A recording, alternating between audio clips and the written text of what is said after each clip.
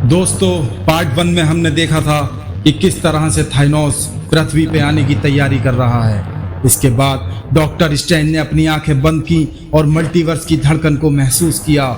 उसने देखा थाइनोस की परछाई सिर्फ एक गैलेक्सी तक सीमित नहीं रही, बल्कि अलग अलग रियलिटीज में भी फैल रही थी। थॉर ने गुस्से में गरजते हुए कहा, इस बार अगर वो लौटा तो उसका अंत सिर्फ मेरे हथौड़े से होगा। स्पाइडरमैन हल्के मजाकिया मूड में बोला, हाँ, बशर्ते कि तुम्हारा हथौड़ा फिर से किसी और को पसंद ना कर ले। सबके चेहरे पर थोड़ी देर के लिए मुस्कान आ गई, लेकिन माहौल फिर से गंभीर हो गया। इसी बीच आसमान फटा, काला धुआं घूमते हुए जमीन पर गिरा। उससे अल्ट्रॉन और लॉकी की परछाइयां बाहर निकली। लॉकी मुस्कुराते हुए बोला, ओह भाई, क्या तुमने सोचा था कि तुम मुझे इतनी आसानी से हरा दोगे? हल्क गुस्से से दहाड़ा और लॉकी की तरफ दौड़ा, लेकिन उसके पैरों के नीचे अचानक जमीन फट गई और काले सैनिक शैडो वॉरियर्स निकल के आए। डॉक्टर स्ट्रेंज ने तुरंत एक मंत्र से उन पर ढाल बनाई, लेकिन तभी थाइनोस खुद प्रकट हो गया।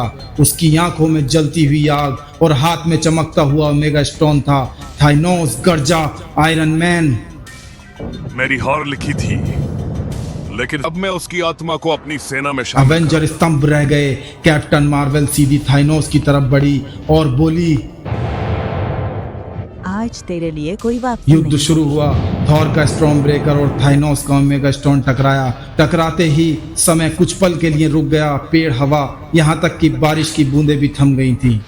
और थाइनोस बोला, अभी तो जंग की शुरुआत हुई है मार्वल। देखा, अब खेल मेरे नियमों से होगा। तो दोस्तों, आपने देखा कि किस तरीके से थाइनोस हमारी पृथ्वी पर आ चुका है।